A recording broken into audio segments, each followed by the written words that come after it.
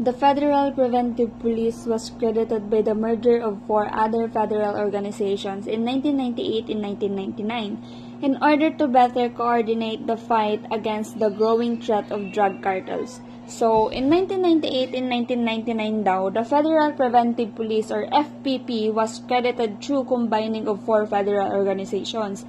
Ang layunin ng pagsama-sama ng 4 na organizations na yon upang magkaroon ng cooperation at coordination upon fighting and investigating crimes.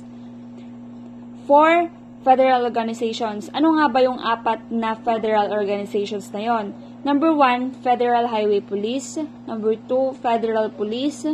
Number 3, Investigation and National Security Center or SICEN. Number 4, Military Personnel. So, let's tackle the number 1, Federal Highway Police. So, nandun na sa title niya pa lang, Federal Highway Police. So, responsible for traffic enforcement and highway safety, sila ang nagpapatupad ng batas for traffic regulations. Number 2, Federal Police. So, a general law enforcement agency with broad responsibilities. Gaya ng mga national crimes or kaya mabibigat na kaso, sila yung nag-handle nun. Investigation and National Security Center, number 3, SICEN. Nakatuon lang ito sa investigation, operation at sa security ng ibang bansa. Military Personnel, number 4. Responsible for giving further support at kasanayan mula sa mga militar. So, good day everyone. My name is Anthony Luis Francisco. So, I'm going to discuss the Mexico Police. So, Mexico Police plays an important role in maintaining internal security of the country. The organization of police in Mexico is quite complicated. There are different types of Mexican police force and distinct jurisdiction and responsibility. So, Mexico Police daw plays an important role in maintaining internal security of their country. And the organizations of the police in Mexico is quite complicated. So, they have different types of Mexican police force with distinct jurisdiction and responsibilities. So, the police of Mexico are grouped into multiple force. So, yung police daw ng Mexico Police is naka-group into multiple force at the federal, state, and municipal levels. So, they have 3 group, di ba? And investigating and preventing criminal activities, Mexico Police assist the judiciary of the country and the public ministry. So, judicial police and preventive police are the 2 branches of Police Mexico. So, sa Police Mexico daw is they have 2 branches daw. Judicial police and preventive police. So, preventive police are charged with the responsibility of maintaining law and order in the cities and other regions of the country. Public security is a prime concern of preventive police. So, preventive police daw is charged with the responsibility of maintaining of order in the cities. So, preventive police, they are public security. Yun daw yung trabaho nila. Sa public security daw sila. And judicial police functions under the guidance of the public ministry. So, judicial police function naman. So, judicial police function naman, they are the technical experts, those investigating for the public prosecutor and police officers. Judicial police impose the ethical either local laws or federal laws. So they are the technical expert, those investigating for the public prosecutors. So, ano nga ba yung tawag sa police sa Mexico? So, ang tawag sa police sa Mexico is Federal Police or in Spanish, Policia Federal, formerly known as the Policia Federal Preventiva. So, was a Mexican police Mexican National Police Force. So, they are the Mexican National Police Force. It was under the authority of the Department of Security and Civil Protection.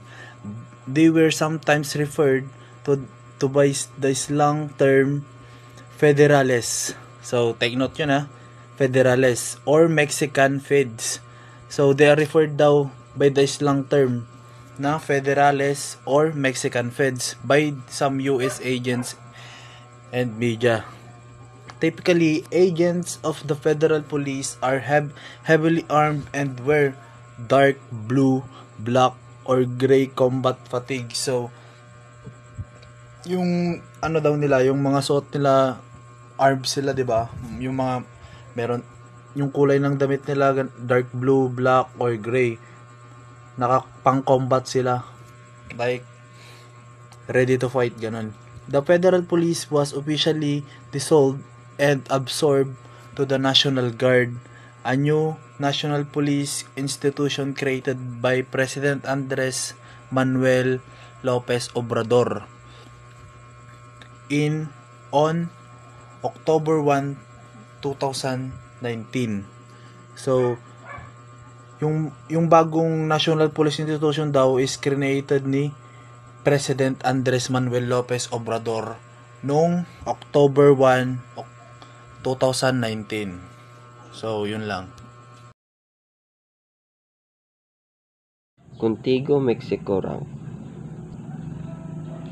Pulisya refers to a general term for a police officer. Pulisya tercero refers to a junior rank. It's reasonable to assume it represents a starting point for officer with responsibilities involving basic policing duties and supervision under senior officer. Pulisya segundo. It's reasonable to assume it represents a mid-level position within the National Guard. Officers have more experience and responsibilities than those holding the Pulisya Tercero rank, but are still supervised by senior officer rank like Pulisya Primero.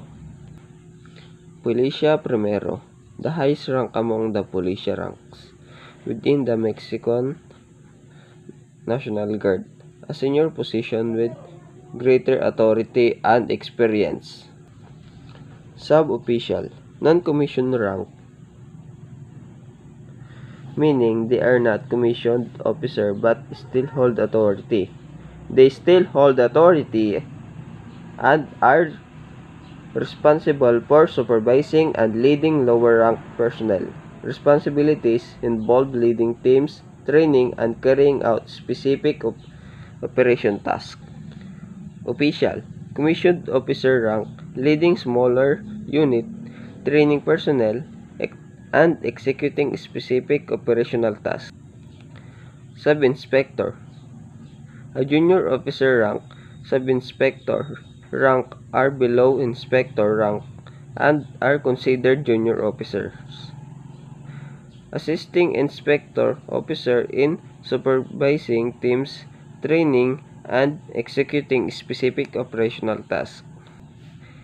Inspector, a mid-level officer rank supervising a team or unit, training personnel, and executing specific operational tasks.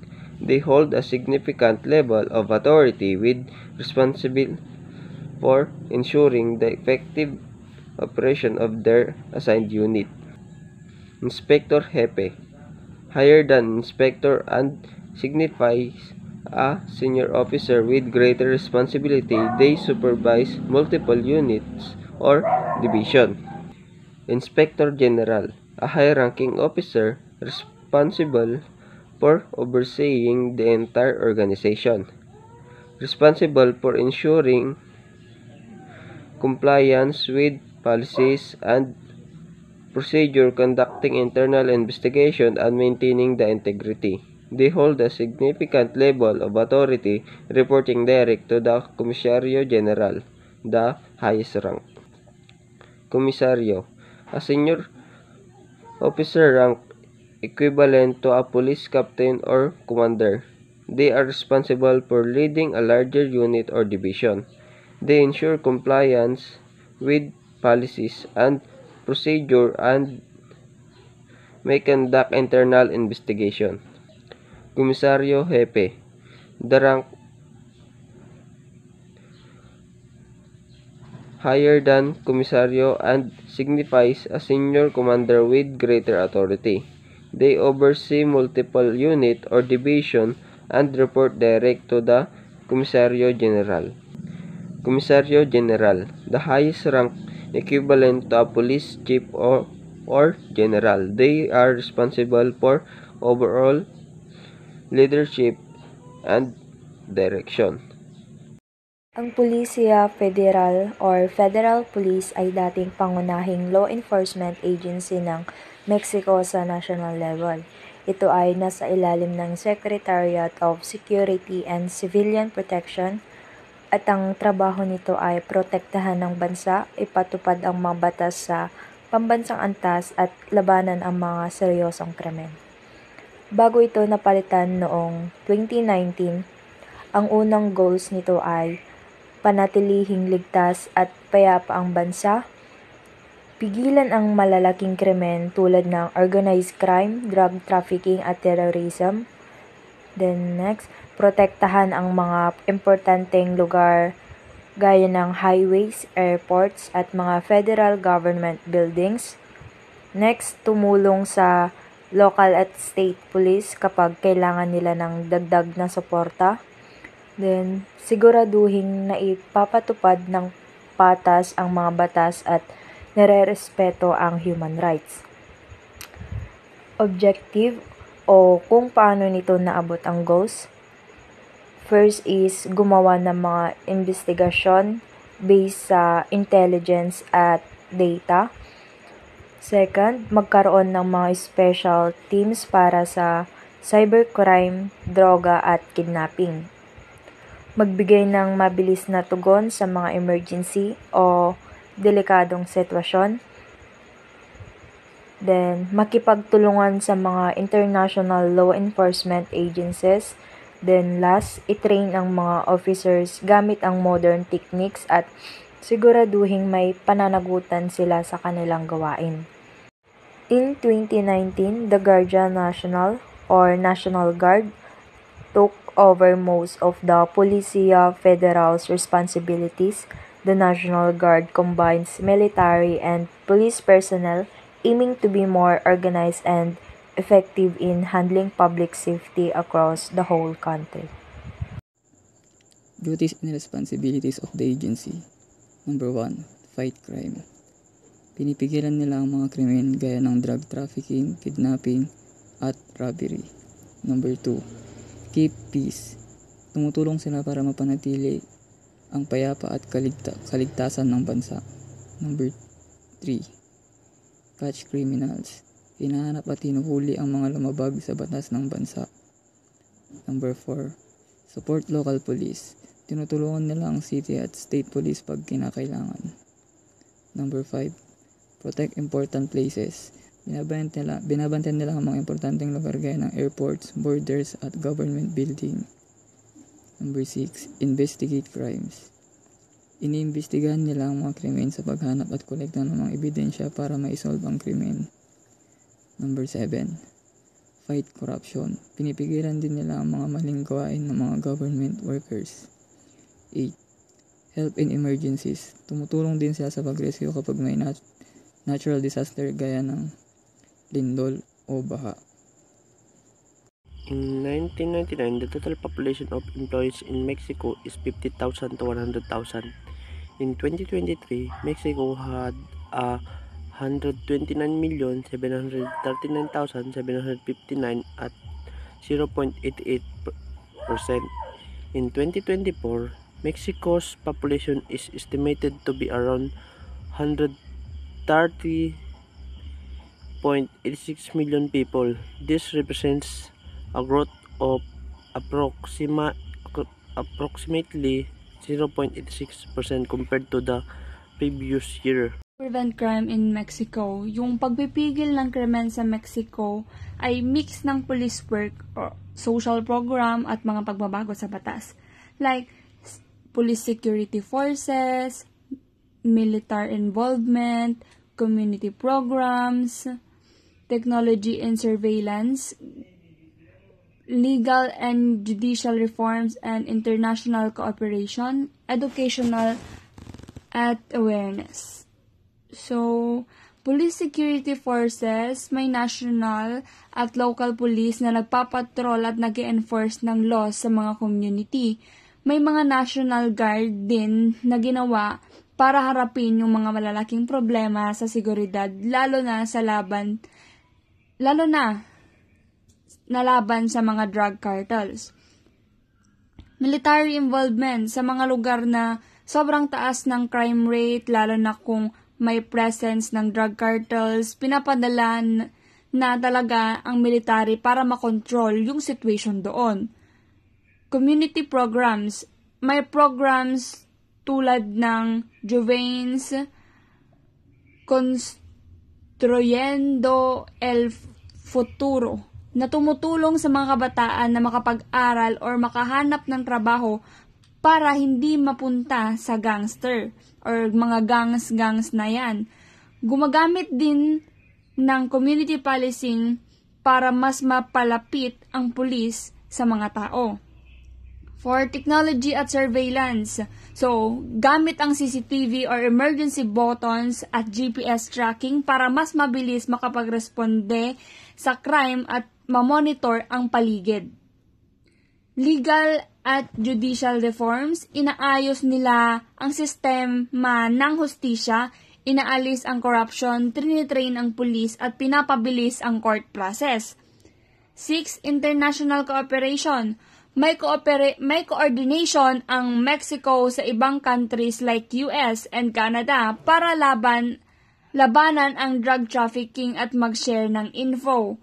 Number 7, education at awareness. May mga campaign din para i-educate ang mga tao tungkol sa violence, drug use at domestic abuse para ma-prevent na agad yung crime na yon. Crime na nakumit na nila.